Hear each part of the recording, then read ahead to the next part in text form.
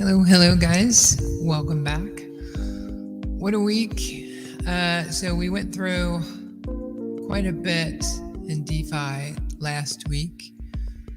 We went through an attack. We went through a new utility being born.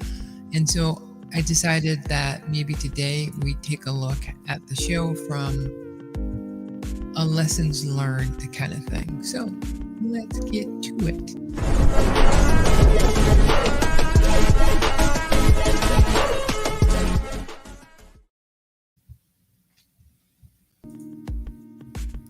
Hello guys, my name is Potter. Welcome to the show. I forgot something, so give me 1 sec. I'll be right back.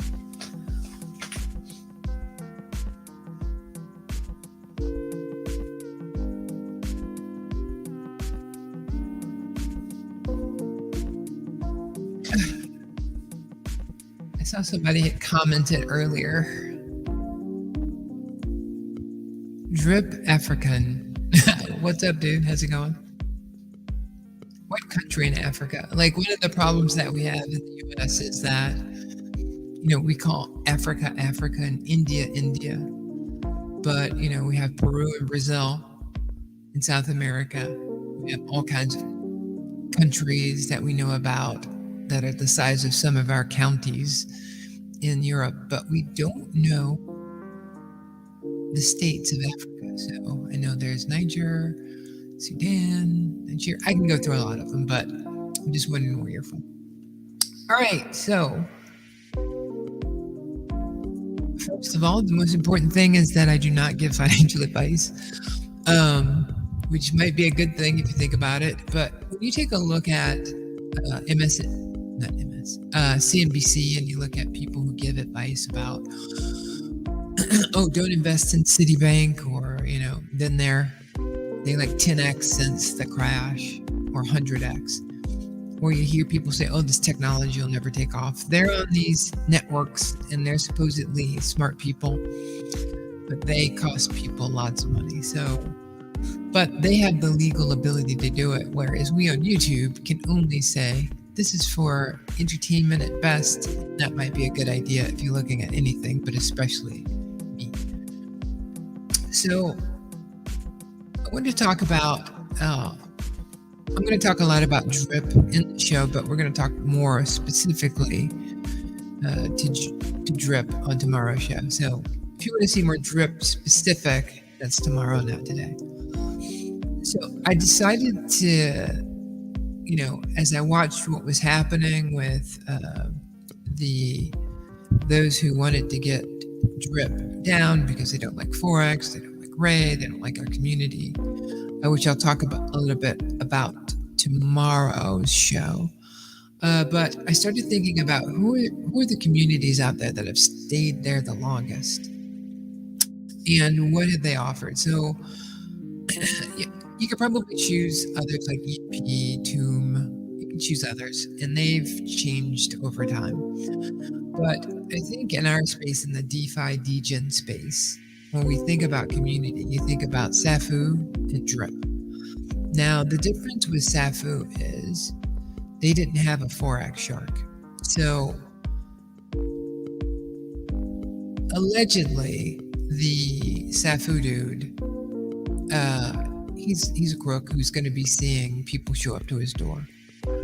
So it's easy to see why people would throw that on Forex and say that, what's the difference? Well, the founder of Safu is he's not a developer.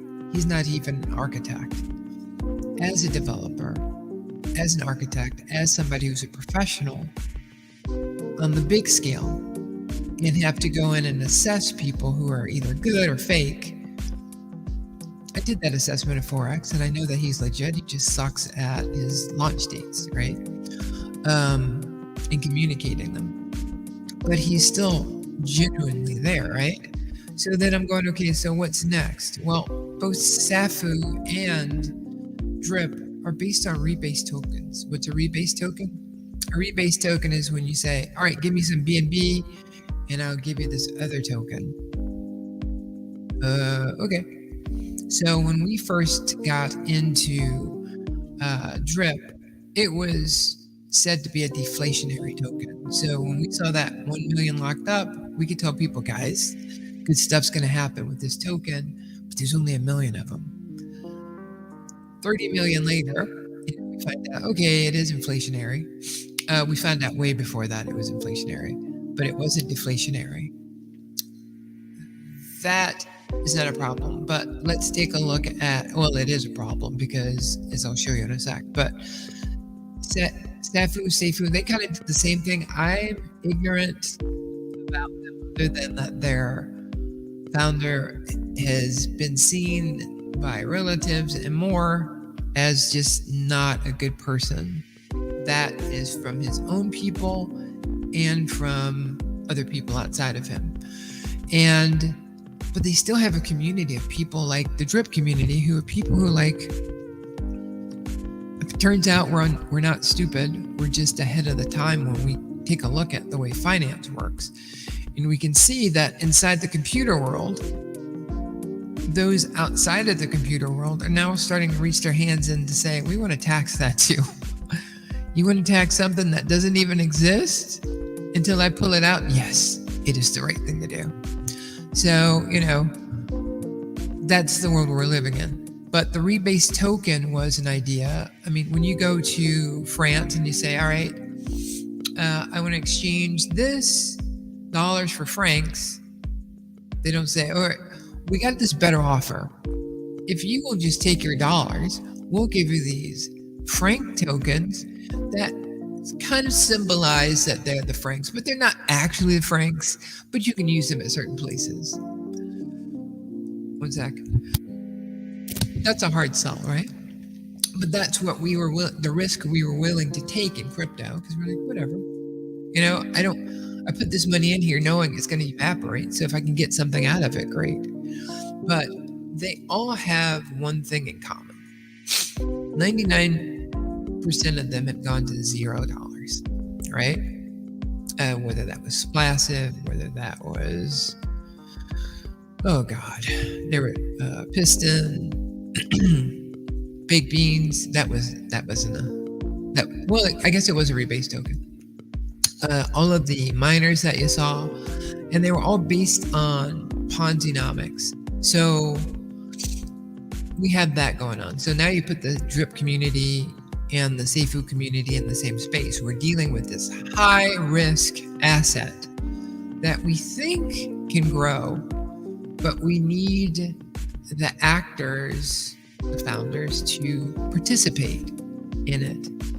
Well, then you go to the next thing. Okay, who is doxed and who's not doxed? 1 second, I've got a message, and since I am ignorant on some of this, because I don't know about Seifu, I want to see if it's about. Oh, it's Gary. Hey, Gary V2. Okay, let's get rid of that. And let's go back to. All right. So then you've got doxed versus non-doxed. And a lot of people say, well, if I can't see their face, I shouldn't trust them. Probably a safe bet. Probably a good idea that you shouldn't invest in anyone that you can't see or know anything about. However, this is DeFi. It was a computer world that nobody was really participating in. So who cares what they look like if they're going to provide an idea of how to live in the outside of computer world using a computer-led income. I don't care what they look like. I just want to know that it stands the test of time. The founder of Seifu, this guy was showing off his bling and, basically showing people what he bought with their money, right? When he was showing the Louis Vuitton and he was showing going on places, his community was watching him take their funds and use them. So in Drip, you have a founder who is arrogant. Both of them are charismatic, but only one of them has a sound software background, and that would be in the Drip community, and that would be Forex. So you still get people mad at him because, I'll talk about this tomorrow, but it's easy to see that now that Forex, he cares about the drip thing, but he really just rebuilt, him and BP rebuilt drip to beat out bank teller's system. That was just going to be one of Forex's projects, but it turned into be a huge project. And, he stayed with it, but you could see his passion was more towards Animal Farm. And one of the reasons is because I think when it comes to, and I have no proof of this, it's just a perception, but I think when Forex thinks about people who would understand what he's talking about, he doesn't think that they're a drip investor. I think that he looks at drip investors as retail investors. I'm only talking about BL. Richard Hart and Pulse Change, that's a whole nother thing. That's more of, I think with Pulse, it's a guy who is a sound businessman, has charisma, but like the Safu founder, he's just, he's not technologically there. He has to depend on people. He can't go in and say, that's stupid, fix that. So I think that they're at a different level. One is a complete, if I go by all the open source information I have, that guy is a complete bad actor, right? He doesn't care about the people who invested in his creation, and he just keeps fleecing them over and over. So Safu,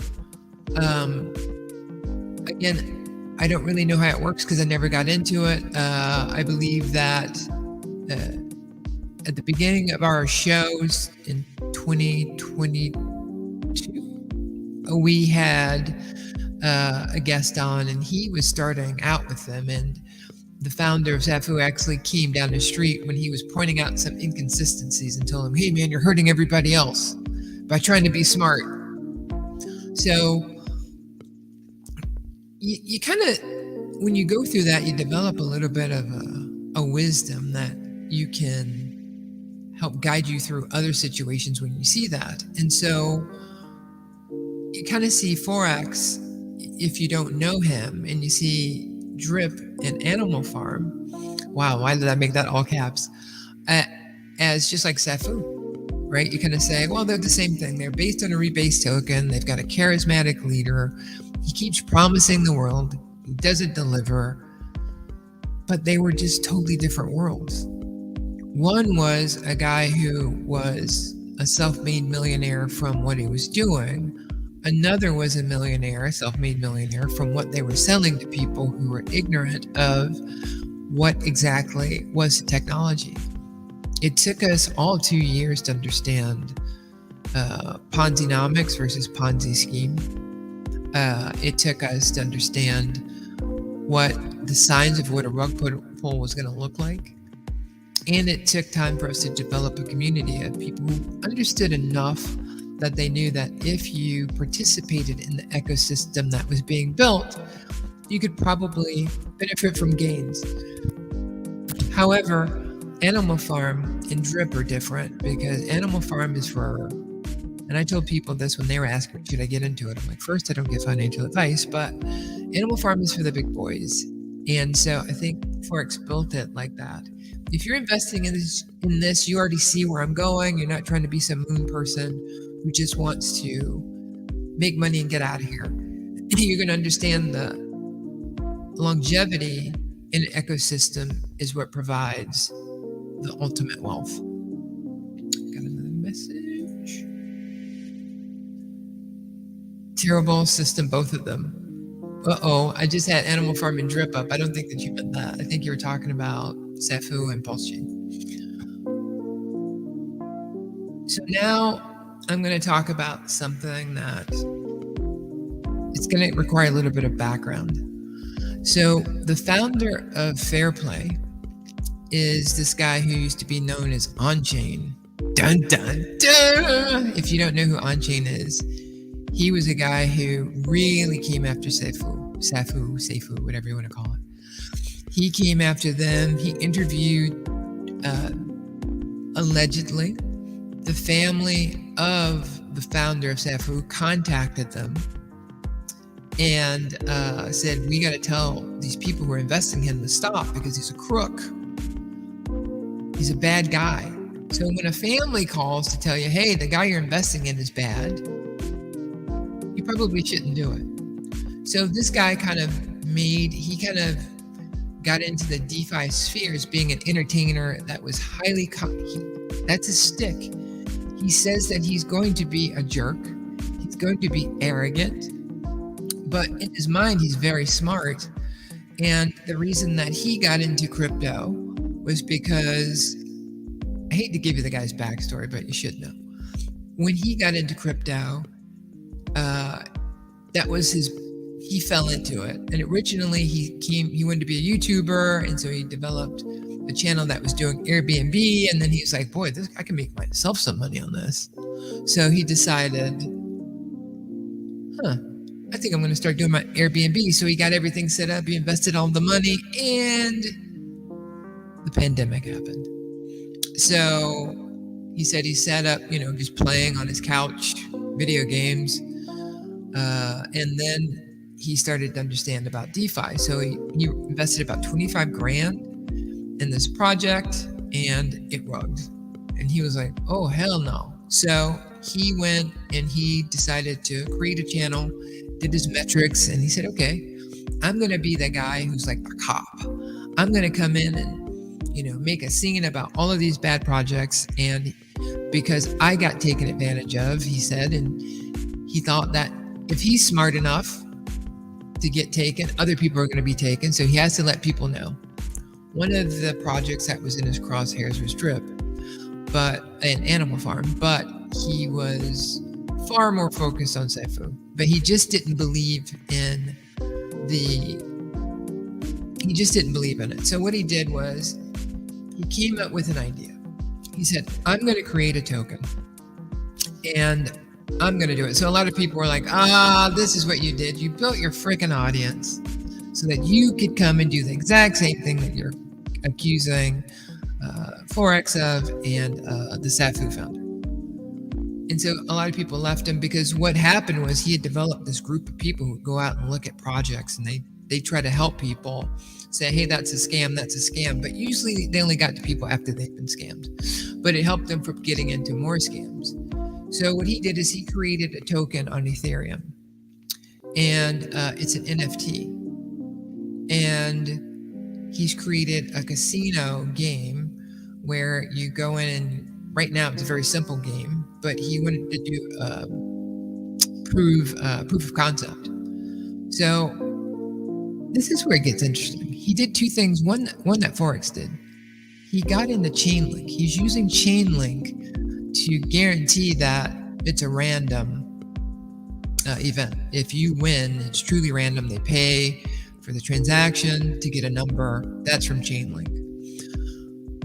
The smart thing that he did, because when I heard that his NFT or his token, was on Ethereum, I was like, dude, I'm not doing Ethereum. That's like slow and I'll have to pay $85 just for gas. He created the token on Ethereum because he feels that when the market comes back, they're going to go to Ethereum first and he wants to be there and have something developed. So I've seen he's rolled it out. And what he's doing, I think you're kind of seeing now in with what Forex is doing with dogs, because what he does is he hosts the game on AVAX. Then he builds a wallet. So like in Dog Pound, the new NFT version, you're going to be able to get your NFT and whatever you mint, you can take from it at that percentage. So if you got a reduced rate, it's 90% tax, but if you got an 84% tax reduction, you can withdraw from some of that. Now, guys, I know I'm going way overhead, but this is developers, so I'm expecting you to have a little bit of an understanding.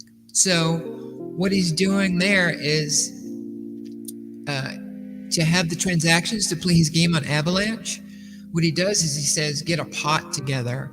And you can take from that pot and buy chips, right? And when you that's kind of like the dog pound. It's like the NFT. I'm going to house this money, except he doesn't have a tax on it, right?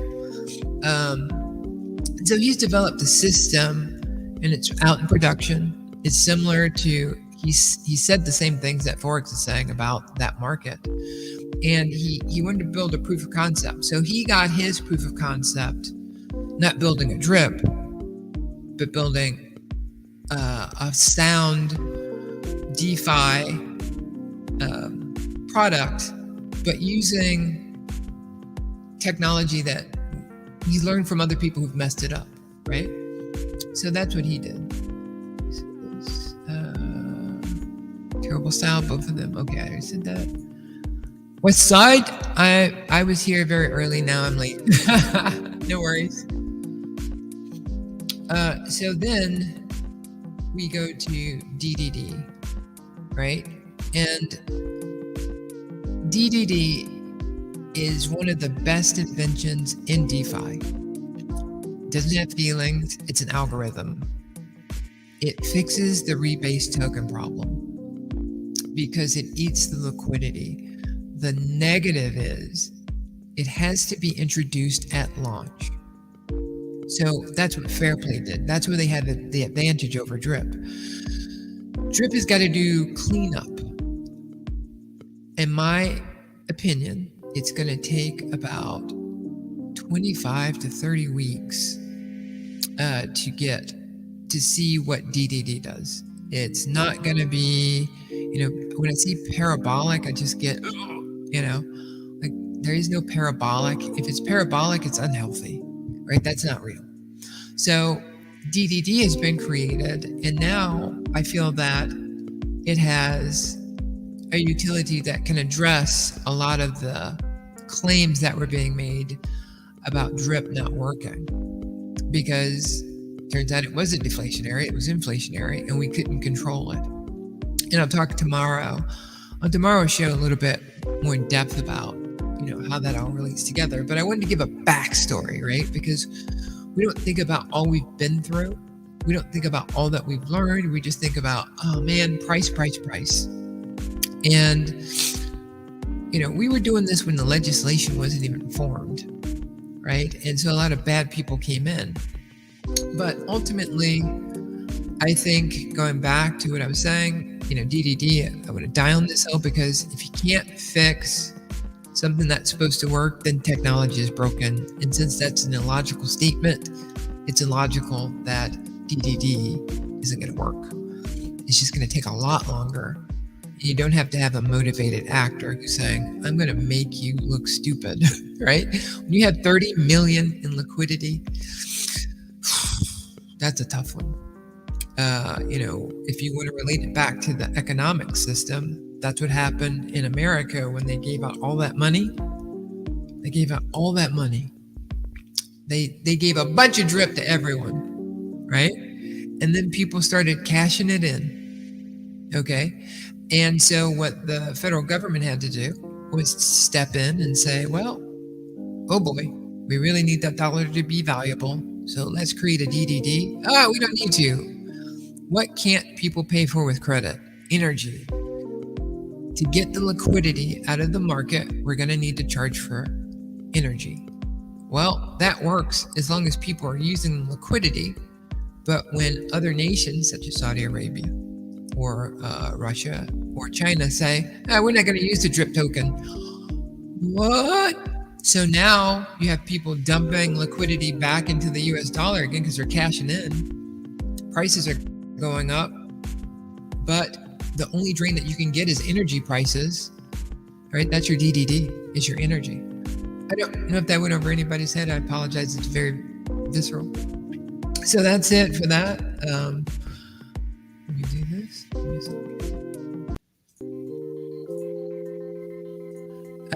Gary says, you mentioned last week how we anticipated a boost to drip and AFV. The extreme opposite happened. My fear is a repeat of that. You mentioned last week how we anticipated a boost to drip and AFV2.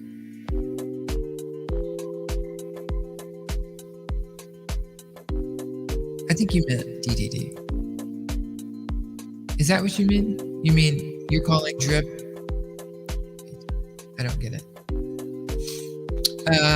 We talked about why that happened, and we have open source data that shows that there are a bunch of people who decided at one time to dump 2 million to 4 million drip at one time when we had not seen any behavior like that. There was no reason to think that the equation wouldn't, or the algorithm wouldn't facilitate growth in the drip price. So the complete opposite happened because of what we're going to talk about on tomorrow's show. A wild card in any of these type of analysis is sentiment, right? And so there was an unknown X factor in my algorithm. I just didn't know how much people were either upset at something with the community, with Forex, with Ray.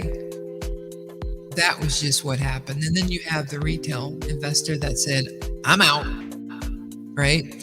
So you had this black swan event, and you can't predict black swan events, especially when they're led in an organized manner against you. Greg Young says, simple solution, drip tokens are now only expressed in Mexican pesos, not USD. Time for drip version 2. I think that eventually you're going to see somebody try to come up with a drip version 2. But it's a little bit too late because I think, and I'll talk about this tomorrow as well, Forex is getting his feet under him. And whereas he could be seen prior to DDD as somebody who just is kind of talk, no, he's gotten smarter, he's gotten better. And when he sees the innovations like he saw with Droplet, or where he saw with the DDD code, and he revamped the referral system, because both of these, Drip and Sapphire, they both benefited from referral systems that got people in, and that's it, right? They let them get all their money, and people were complacent with getting all of their money, but they didn't give back. Forex has fixed that in DDD. And now, if you want to shill, you can invest in it, but you won't just get free money and then dump on the system. A lot of those people, if you think about it, who were getting that crazy amount of drip that was dumped, a lot of them were influencers, right? Who got rich off of drip, or got a lot of drip, I should say, not rich off of drip. They got a lot of drip and were just like, I'm going to hodl. And then they just dumped it for whatever reason they dumped for. I'm good with that because, and I'll talk about this on tomorrow's show, it might take 25 to 30 weeks to do that, but at least the people who will be in there will be people who are interested in the ecosystem surviving and making it happen. So guys, I was going to have a little bit of an overtime because on top of everything else, I was looking at Foodtopian. Lee has got himself a really good dev. That guy's good. And, I was looking at him to go, what's he doing? They're doing farms and stuff like that. But this guy's doing NFTs. He understands V3. Foodtopian is really going to help the ecosystem. Lee is an accomplished businessman. He's not somebody who's just like, I want to get into, crypto. He's established, and what he's planning on doing will help drive what we need DDD to do, which is bring in fresh revenue, and Lee's going to bring it in with his business plan. On top of that, you've got other dApps that are starting to launch that will be using Drip as a mechanism to help the overall tax vault, right? So I'll do more of a deeper dive, a whole show on Foodtopian. As you guys know, my background is an international consultant. I've worked at Time Warner, Accenture, UI.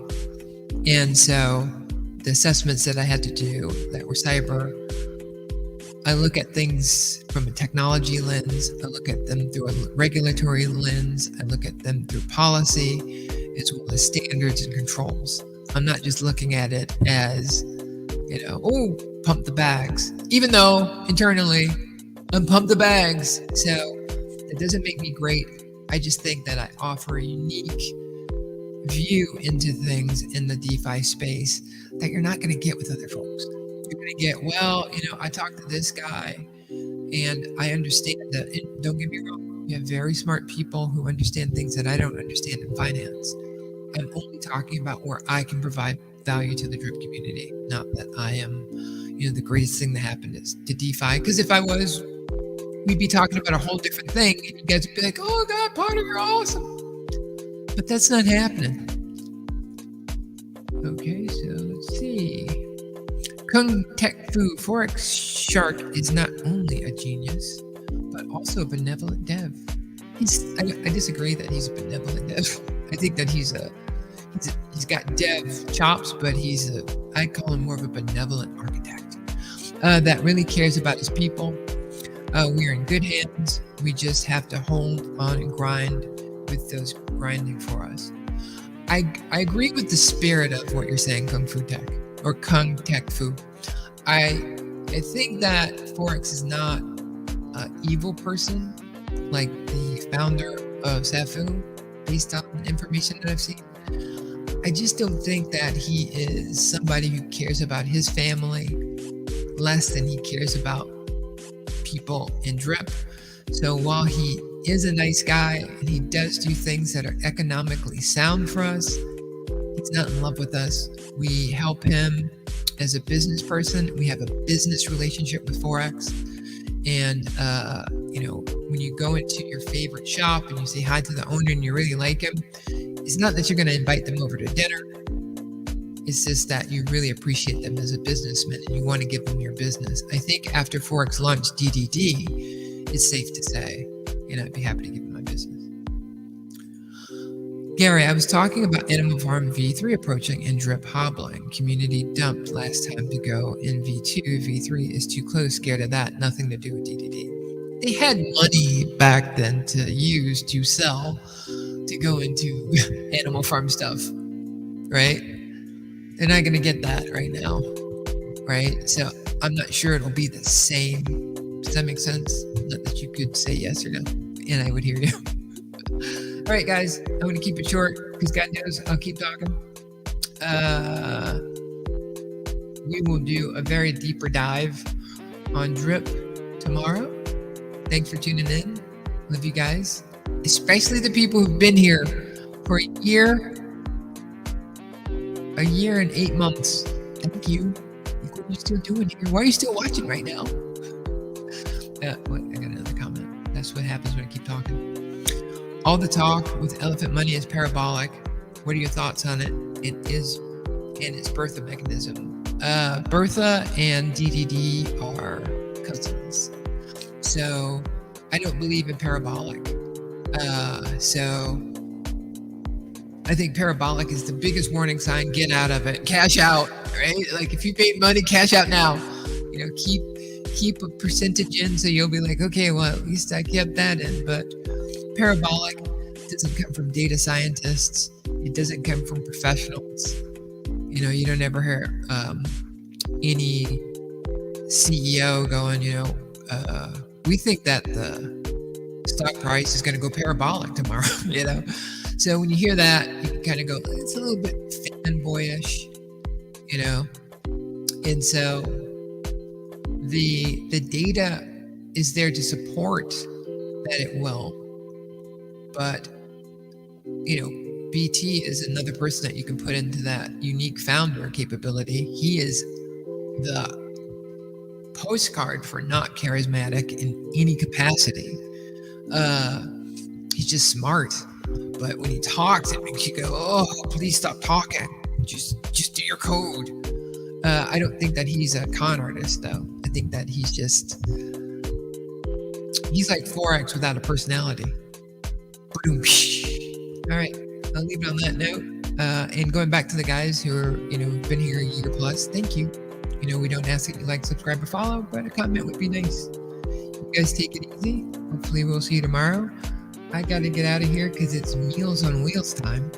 If you're not a volunteer and you have a Meals on Wheels program locally, please volunteer for it. You can't understand what it's like bringing food to people, and not just the first time, but after you get to know them and them seeing you and you knowing, hey, that could be me one day, right? And I hope that someone would treat me as a human and not as a person who's in need. You guys take it easy. God bless you. Game on.